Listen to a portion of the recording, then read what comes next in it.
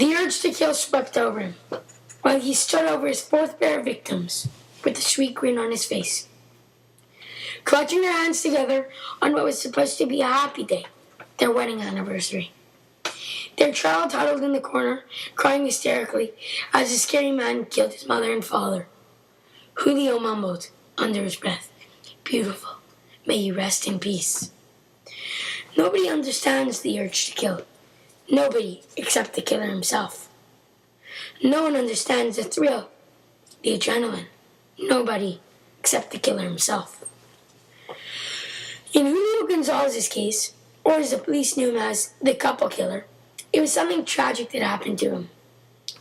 August 20th, 1990, a rainy day. It was supposed to be a happy day for Julio's family. It was his parents' wedding anniversary.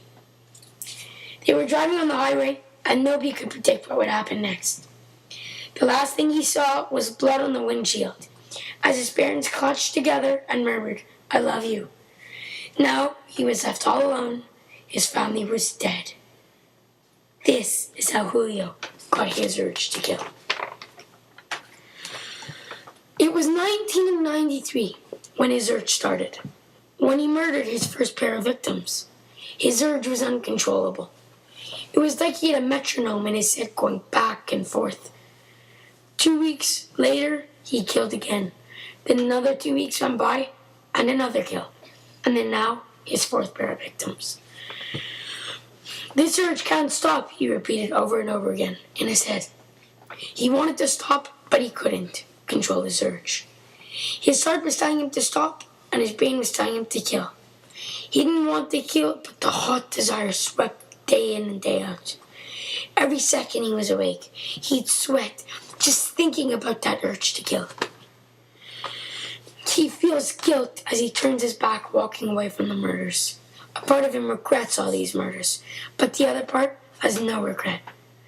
A part of him felt the satisfaction of killing the other. Didn't. He heard the sirens, but he is too far, and it is too dark for the police to have a chance to catch him. Another 2 weeks went by, and that burning urge came back.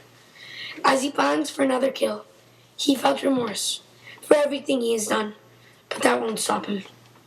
As he looks for a date for a couple's anniversary to strike again, he tries to prevent that urge from happening, but he just can't.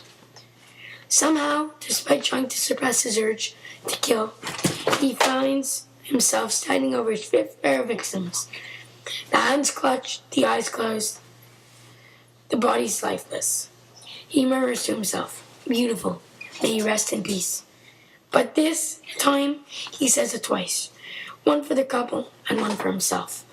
When the police arrived at the scene, they felt a sigh of relief that the killer won't strike again.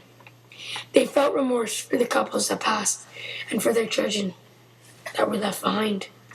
They found a note on the floor describing the final days of the killer. In Julio's note, he describes the urge to kill, and now he wanted to stop, but the urge just wouldn't leave him.